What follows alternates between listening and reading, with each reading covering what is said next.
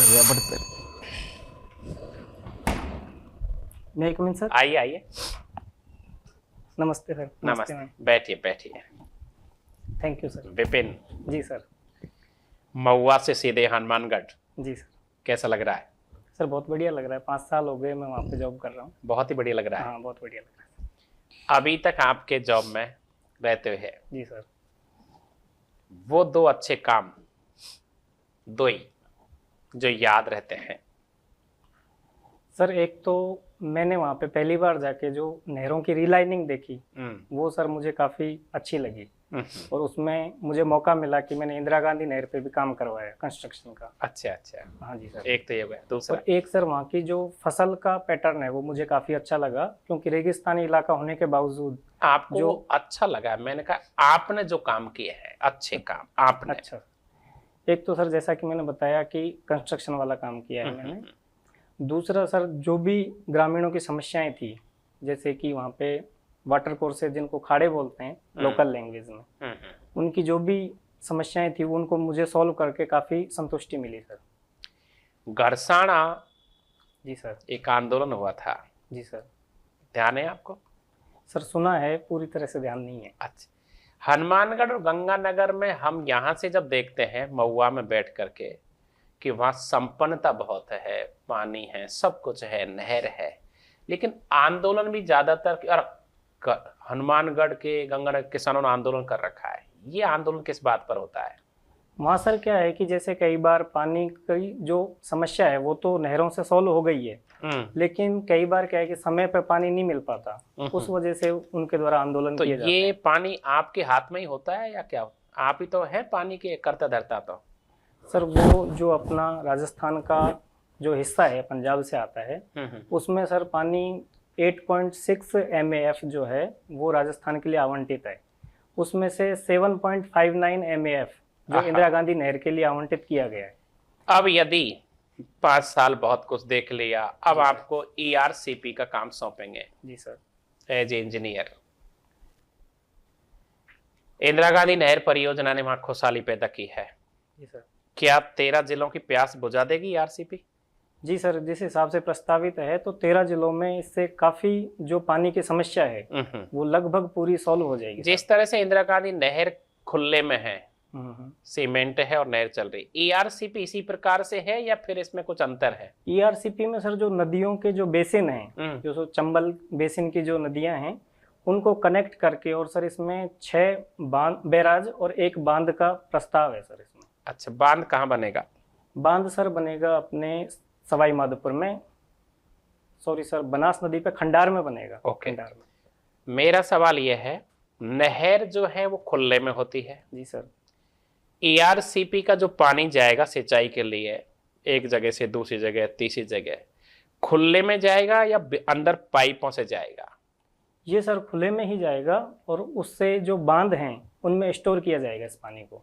बांधों में स्टोर किया बांधों जाएगा। में स्टोर करके, और आगे जो भी कुछ अखबार न्यूज़पेपर में आता है कि ये पानी तो पाइपलाइन के द्वारा जाएगा, तो जहां जिधर से जाएगा वहां यदि कोई बांध ही नहीं होगा तो उनके किसानों को तो लाभ ही नहीं है।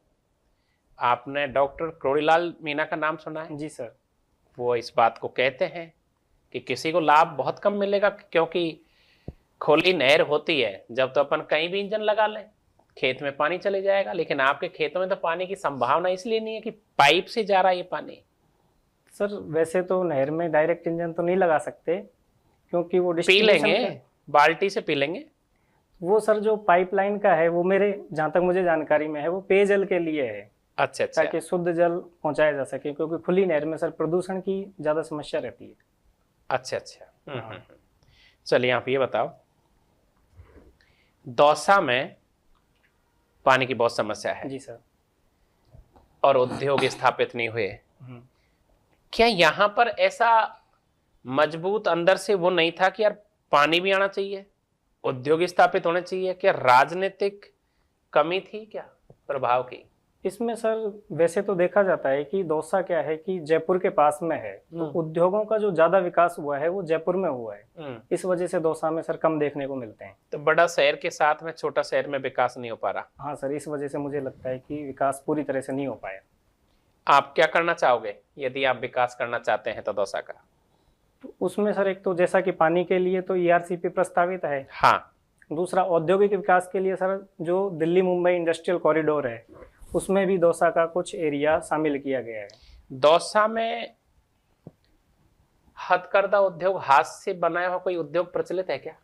सर एक तो जो पत्थर का है, जो अपने ये नेशनल हाईवे पे सिकंदरा से मेहंदीपुर बालाजी तक जाते हैं वहां तक मैं है, कह ये रहा हूँ काफी हाथ famous से है। निर्मात कोई हथकरघा, जैसे हाथ धागे का का, सर उसमें सूत का। सॉरी सर लवाण में है सर, दरियों का है, काफी फेमस है। हाँ हाँ। एक सर बसवा में जो मिट्टी के बर्तन हैं वो भी काफी फेमस हैं। और बालाहेड़ी में है सर वो तांबे का बर्तन वगैरह बनाए जाते हैं। बालाहेड़ी का तांबा। जी सर। कहाँ से आता है ये तांबा यहाँ पे? ये सर आगरा मथुरा के यहाँ से आता है। ओके। विपिन, जी सर। अपने राजस्थान में जहां पर भी आपको पोस्टिंग मिलेगी तो एक समस्या कॉमन देखने को मिलती है, जल वितरण और जल निकासी।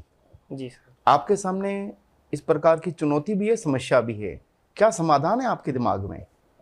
सर जल वितरण का मेरे हिसाब से जहाँ तक है कि जो भी उपलब्ध संसाधन हैं उसके अकॉर्डिंग मिनिमम जो दुरुपयोग है उसको कम किया जा सके। दूसरा सर जल निकासी का है तो जो सीवरेज सिस्टम है उसको थोड़ा अपग्रेड करके और उसमें सर सुधार किए जा सकते हैं। तो अक्सर छोटी छोटी बातों को लेकर के गाँव में झगड़े होते हैं और फिर वो बड़ा रूप ले लेते हैं। जी सर। तो फिर उसको कैसे आप रोकोगे? उसका सर एक सबसे बेहतर उपाय मुझे लगता है कि जनता में जागरूकता से ये शामिल है और जन सहयोग भी ज़रूरी है सर इसमें, कि उनको इतना समझाया जा सके कि जो आपका पानी है उसको व्यर्थ बहाने के बजाय जो भी जैसे बरसात का पानी है उसको भी सर रेन वाटर हार्वेस्टिंग के द्वारा इकट्ठा करके और जो सदुपयोग है वो किया जा सके। अच्छा, जी सर। आप एक एसडीएम के रूप में किसी इलाके को संभाल रहे होते हैं। जी सर। और उसमें फ्लोराइड की समस्या ज्यादा है, तो वो फ्लोराइड किस कारण से होता है और उसकी समस्या का समाधान किस रूप में आप कर सकते हैं एक एसडीएम के रूप में? एसडीएम के रूप में सर एक तो सर जो फ्लोराइड की समस्या है तो उसका सर ज़्यादातर समाधान तो ये हो सकता है कि जो पानी है उसको साफ करके पिया जाए। सर कैसे साफ होगा, कुछ विधि है उसकी? सर जैसे कि क्लोरीनेशन कर सकते हैं, ज़्यादा तो मुझे सर जानकारी में नहीं है। हाँ हाँ। क्लोरीनेशन का एक सर मुझे याद है। और तो सर सॉरी मुझे ज़्यादा जानकारी नहीं है। ठीक है।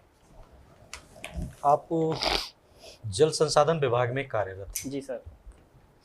आप एक होते हैं प्राकृतिक बांध और एक होते हैं कंक्रीट जी या सर। मानव निर्मित बांध, क्या होता है दोनों में डिफरेंसेस? दोनों में सर जो कंक्रीट बांध है, जैसे प्राकृतिक देखा जाए तो जो झीलें हैं उन पे जैसे सर कोई वैली है जो नदी घाटी है वहाँ पे बना दिया जाता है। और कंक्रीट में सर जैसे अपने ग्रेविटी बांध है तो कंक्रीट से उसकी जो वॉल है उसको बना के सर वाटर प्रेशर है वो वर्टिकल होता है उसमें कंक्रीट में। अच्छा, ग्रेविटी बांध जब कोई बांध बनाया जाता है तो उसमें उसकी क्षमता निर्धारित की जाती है जी और उस हिसाब से देखा जाता है मजबूती। तो आप बता सकते हैं कि जब कोई कंक्रीट का बांध बनाया जाता है तो ये प्रेशर कैसे निर्धारित किया जाता है कि इतना प्रेशर ये झेल लेगा और इससे ज़्यादा वाला प्रेशर ये नहीं अफोर्ड कर पाएगा?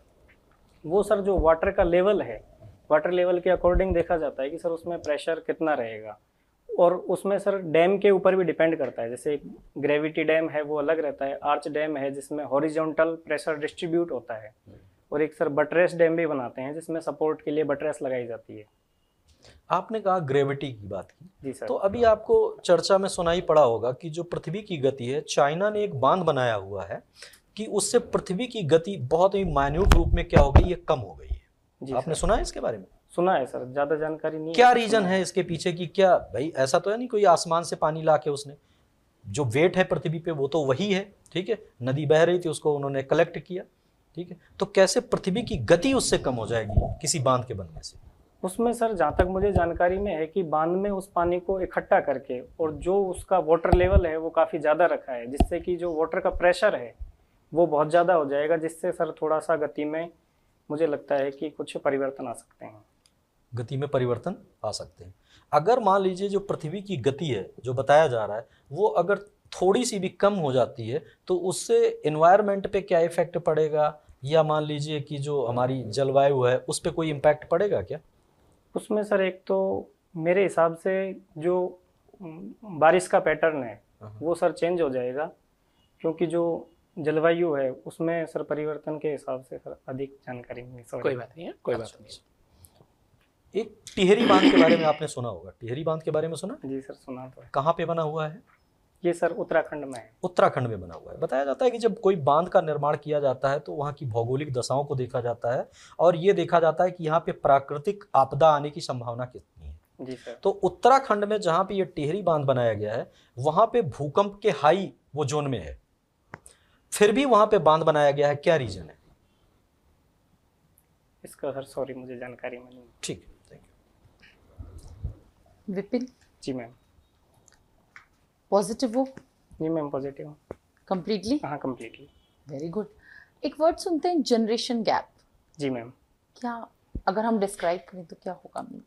मैम अकॉर्डिंग टू मी जो एज है उसमें जैसा कि हम मानते हैं कि जो अभी बुज़ुर्ग हैं और जो अभी नई जनरेशन है उसमें जो कि जैसे कि टेक्नोलॉजी के बारे में उनको ज़्यादा अवेयरनेस नहीं है, क्योंकि उस टाइम पे अवेलेबल नहीं थी, अभी वालों को ज़्यादा है। इस वजह से दोनों में कॉम्बिनेशन जो है वो नहीं बैठ पाता। मेरे हिसाब से इतना है। मतलब ये वाला जनरेशन गैप केवल अभी आया है क्योंकि पहले टेक्नोलॉजी नहीं थी और अब टेक्नोलॉजी आ गई है, इससे पहले जनरेशन गैप नहीं था? मैम था, लेकिन आपके मुझे ऐसा दादाजी लगता है। और आपके फादर के बीच में भी जनरेशन गैप रहा होगा? हाँ मैम। तो मतलब ये तो हर पीढ़ी में होता है गैप, इसका टेक्नोलॉजी से। चलिए टेक्नोलॉजी की बात लेते हैं। मान लीजिए आप एक ऑफिस में हैं, जी मैम। आप बहुत यंग हैं, तो आपको टेक्नोलॉजी के बारे में पूरी नॉलेज है, जी मैम। लेकिन जो आपके अंडर में काम कर रहे हैं, एक टीम है 10 जनों की, आप केवल 2 युवा हैं उस टीम में, बाकी सभी अधिकारी थोड़े बुजुर्ग हैं जी और उनको टेक्नोलॉजी की इतनी नॉलेज नहीं है, मीन्स कह सकते हैं हम प्रो नहीं है उसके जी लिए। और आपके ऊपर कोई प्रोजेक्ट आता है, आपको उसे टाइम लिमिट में पूरा करके देना है, आप क्या तरीका अपनाएंगे कि एफिशिएंटली उन लोगों की मैन पावर को यूज करते हुए आप इस प्रोजेक्ट को कंप्लीट करें? मैम इसमें मैं अपने ही डिपार्टमेंट का उदाहरण देना चाहूँगा कि जैसे कई बार मेरे वहाँ पे भी जो वर्क होता है, जैसे एस्टीमेट वगैरह हैं आजकल ऑनलाइन बनते हैं, एक्सेल सीट पे काम करना होता है, तो जो हमारे सीनियर हैं असिस्टेंट इंजीनियर, तो उनको एक्सेल के बारे में और वर्ड के बारे में इतनी नॉलेज नहीं है, तो वो कई बार मैम जो टेक्निकल हमें गाइडेंस है वो दे देते हैं और जो टेक्नोलॉजी वाला काम है वो हम कर लेते हैं, तो वो टाइमली नहीं, काम पर हो आप जाता है। इतनी सीनियर पोस्ट पर होंगे, आप एसडीएम होंगे, आप कैसे इतना काम कर पाएंगे? कोई तो सोल्यूशन निकालना पड़ेगा ना, आप सबका काम तो नहीं कर सकते। तो मैम जैसा कि है कि वर्क जिस हिसाब से वो एफिशिएंट हैं वर्क में, उस हिसाब से उनको वर्क डिस्ट्रीब्यूशन कर दिया जाएगा। मतलब ट्रेन नहीं कराया जाएगा कि उससे पहले की ट्रेनिंग दे दी जाए, ऐसा कुछ दिमाग में नहीं आएगा? मैम ट्रेनिंग का दिमाग में तो आएगा, लेकिन यदि टाइम लिमिट है तो मुझे लगता है कि ट्रेनिंग में टाइम लग जाएगा और वर्क पूरा नहीं हो पाएगा। अच्छा चलिए, पहले हम अपने पेरेंट्स की बहुत रेस्पेक्ट करते थे, जी मैम। डरते थे, बोलने से पहले सोचते थे, सब उनके बोली हुई बातों को मानते थे, ओबे करते थे। आजकल के बच्चों में बिल्कुल डिफरेंट कैरेक्टर्स देखने को मिलते हैं, इसका कारण बताइए।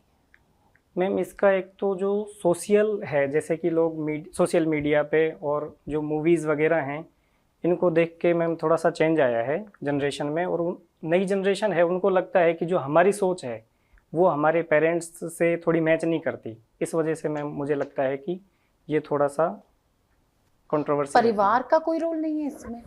तो माता पिता, अगर जॉइंट फैमिली है तो ग्रैंड पेरेंट्स क्या कर रहे होते हैं जो बच्चे सिर्फ सोशल मीडिया के इफेक्ट से सब कुछ बदल रहा है, अगर हम सोशल मीडिया को उत्तरदायी माने? फैमिली का रोल कहाँ है? मैम आजकल जैसा कि ये है कि लोग टेक्नोलॉजी में, जैसे मोबाइल है, तो ये देखा जाता है कि एक ही परिवार में 5 आदमी हैं और वो आपस में बात नहीं करके मोबाइल पे लगे हुए होते हैं। इस वजह से मैम मुझे ये लगता हम है कि सबके ऐसा मॉरल होता है। वैल्यूज डाउन हो रहे हैं इसलिए। हाँ जी। Okay, thank you. विपिन, आपकी हॉबी प्लांटेशन है जी सर। और कुकिंग भी है। जी सर। प्लांटेशन में क्या करते हैं आप? सर जैसे कि मैंने घर पे अभी कई पौधे लगाए हुए हैं, एरिका पाम है एक, अशोक के भी हैं, बाकी नींबू के और इनके काफी पौधे लगा रखे। घर का मतलब आपके सरकारी बंगले पर या घर गांव में या गांव जयपुर में भी है जहाँ सर, जहाँ भी मैं रहता हूँ वहाँ मैं कोशिश करता हूँ कि जैसे ही मौसम आए तो 1-2 पेड़ लगा लें, थोड़ा इंटरेस्ट है। मतलब आपको पसंद है पेड़ लगाना। सर। ऐसे याद करो कहीं पेड़ लगाया जी सर। और वो पेड़ आपके चित्त में है, जी सर। दिखाई दे रहे हैं? जी सर। कितने पेड़ दिखाई दे रहे हैं ऐसे? सर लगभग मुझे 30 या 40 के आसपास दिख रहे हैं। कभी कोई दर्द हुआ है कोई पेड़ सूखते हुए का? सर अभी तो फिलहाल जितने भी लगाए हैं उसमें मुझे लगता है कि लगभग सारे ही लग गए। सारे लग गए? हाँ, एक बार सर मुझे ऐसा लगा कि थोड़ा फील हुआ कि हमने जो पेड़ लगाया हुआ था और घर के कंस्ट्रक्शन की वजह से वो पेड़ हमें हटाना पड़ा। ऐसा थोड़ा लगाने दुख से हुआ। क्या आपको क्या मिलता है? उससे सर थोड़ा खुशी मिलती है और ये है कि जो घर का पर्यावरण है वो भी अच्छा लगता है देखने में। कैसे देता है वो खुशी? मतलब जैसे उसका विकास हो रहा है, फूल खिल रहे हैं, बढ़ रहा है, वो आपको आनंद देता है?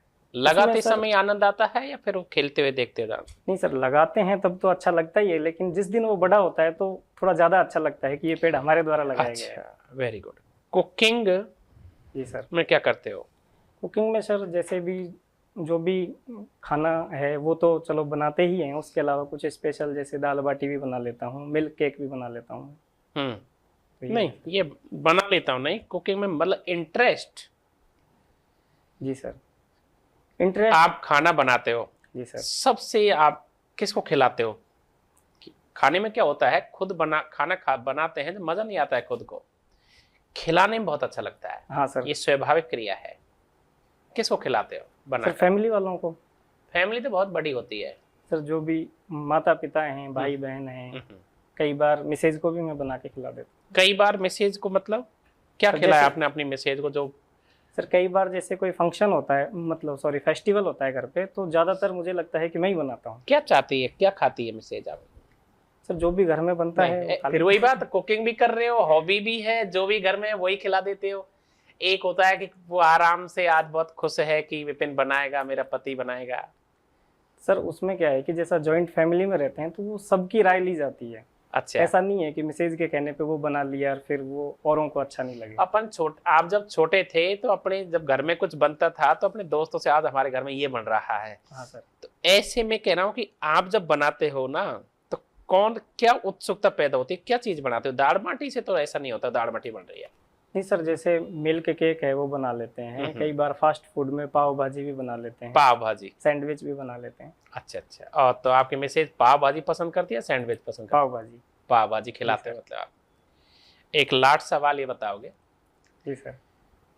कुशल अधिकारी जिसे हम कहते हैं, कुशल अधिकारी, एक अधिकारी के रूप में आप अपने आप को साबित करिए हमारे सामने, जो हम आपको सिलेक्शन करें कि आपके पास 4 गुण हैं क्या कुशल अधिकारी का, और कुशल अधिकारी गुण क्या होते हैं, साबित करिए।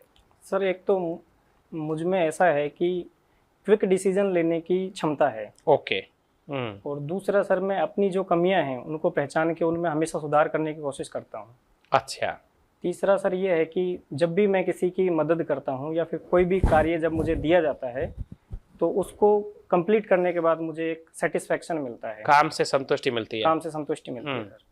और चौथा सर कि जो भी काम मुझे दिया जाता है, मैं फर्स्टली मेरी यही कोशिश रहती है कि सबसे पहले उस काम को पूरी शिद्दत के साथ किया जाए। मन से करोगे? मन से सर।